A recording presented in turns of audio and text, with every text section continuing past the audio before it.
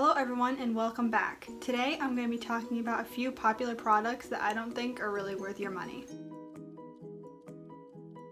A disclaimer that I'm not specifically saying that these products are bad products. I'm sure that a few of these are going to be holy grails for some of you guys.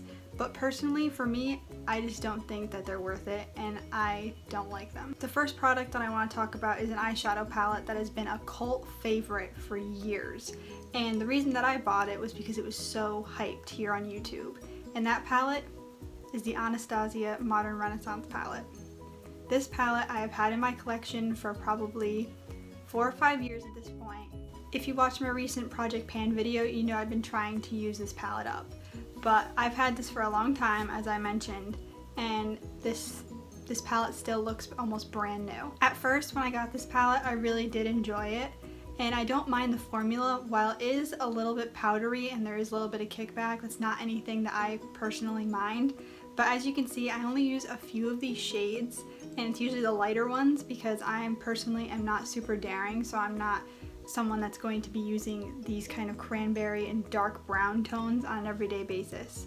So if you're someone like me who really doesn't do that many crazy looks or anything super deep, I would not recommend this palette, especially considering the fact that this is a pretty pricey palette. But I mean, if you do like these tones, I would say go for it.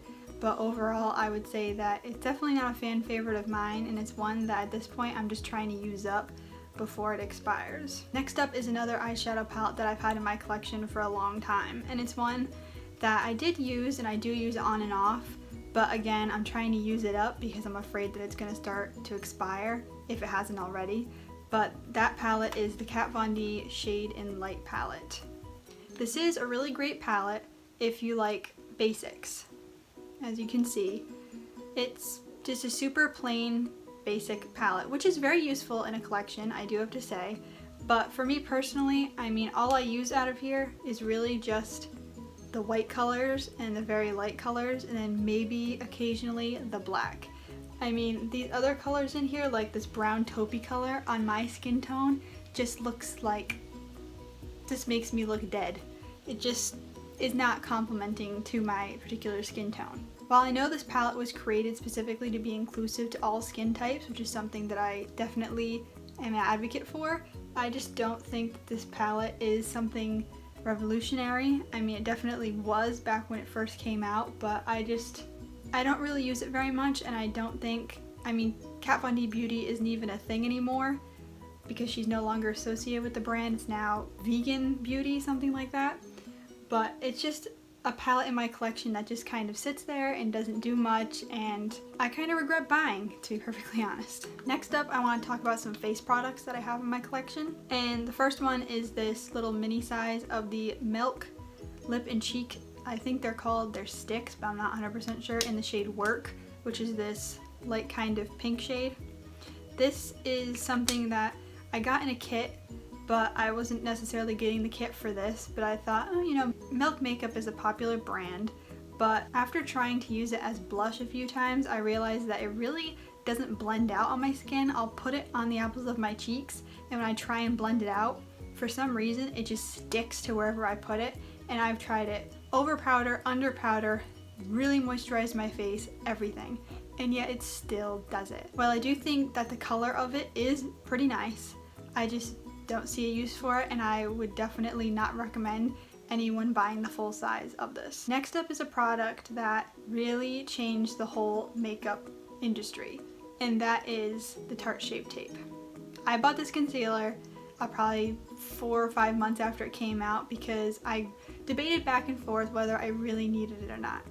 Because back then, I didn't really have under eye bags yet because I was still in high school, and naturally I have oily skin, but this concealer, if I put it anywhere on my face, especially over a blemish or something, it dries it out no matter what I do. Even if I really moisturize my face right beforehand, it just clings on to a little patch of dryness or a zit, and it just looks disgusting, and it's super obvious I'm trying to cover it up and it looks caked on. And also, I tried to use this concealer specifically for under my eyes, and after using it a couple times and looking in the mirror, I realized this makes my under eyes look super dry, and it makes it really obvious that I'm wearing makeup, and honestly, it makes my under eyes look better naturally than with this. I've had this for a long time and I don't even know why I haven't thrown it out yet, but I'm going to. But I know a lot of people love this concealer and I'm sure a lot of you are going to disagree with me, but this concealer for me is just too drying and too heavy looking. I definitely regret buying it. And lastly, for face products, something that I saw here on YouTube that a couple people liked and I actually bought after having the issue with the Tarte Shape Tape being super dry is the Flower Beauty Light Illusion Full Coverage Concealer. This is a drugstore concealer that a lot of people here on YouTube do like, and I understand why for some people, but for me, the color of this is my main issue. Just the tone of it for some reason. I have the shade Fair, and this just looks super pink. I don't know if the camera's picking it up right now, but in real life it's super pink toned. So when I put it underneath my eyes, it looks so unnatural, and again, it just has a ring of where I put it and you can see it. I've added it with other concealers, and while the formula isn't that bad, I found that when I'd wear this throughout the day, I'd look in the mirror and literally the concealer would just be gone. I didn't rub my eyes, I didn't do anything weird, it would just be gone.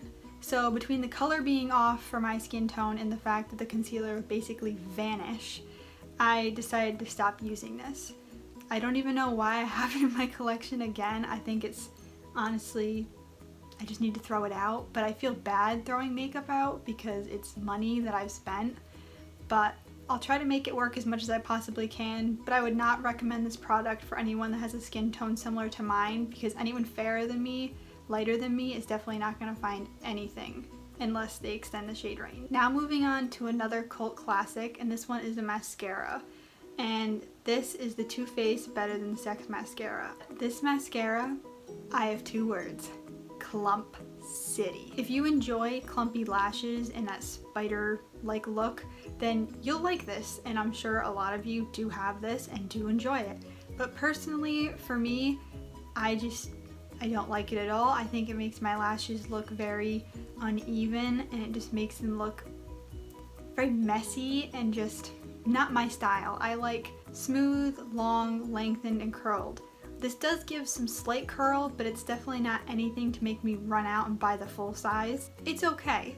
Again, it's not my taste, but for someone else that enjoys the spidery look and not the smooth, separated look, I would recommend this. But for people like me that enjoy the separated, smooth, lifted look, I would say this is a hard pass. And last but certainly not least is a makeup product that honestly I haven't heard that much about, but it's by a brand that is somewhat controversial here online.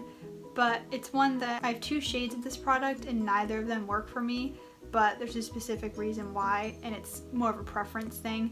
But it is the Morphe liquid lipstick. Again, I don't know which it is. It's definitely a matte liquid lipstick, but this one is in the shade Schoolgirl, and I also have a lighter shade called Virgin. This is just, the color's fine, absolutely fine, but when I put it onto my lips, it accentuates every little dry patch on my lips and every individual line, which is something that is not flattering on anybody. And I thought that possibly I could make this work by putting Vaseline on my lips before using it, or pairing it with something else to try and fill in the cracks and make it so I didn't have any dryness on my lips. But nothing worked, unfortunately, and it's not a flattering formula, and definitely not one I would recommend if someone asked me my favorite liquid lipstick. While I'm not a huge liquid lipstick fan in the first place, this one is definitely at the bottom of my list for the most comfortable and or appealing looking. Again, this one is in my project pan. If you did see that video, I'll link it down below. I'm trying to use it up, and I know this sounds really bad. While we're still in quarantine and wearing masks during the pandemic, I'm using this up now while no one can look at my lips. So those are all the products in my collection that I have found over the years to just not be worth it. They're products that I would not recommend to others to go and spend their money on. While some of them are cult classics for some people, they're not personally for me. And while I know everyone has different tastes, those products, if you have similar taste to mine and a similar skin tone, I would say stay away from certain products. I hope that you guys enjoyed this video, and if you did, please be sure to give it a thumbs up and leave a comment down below, and I will see you guys in the next one.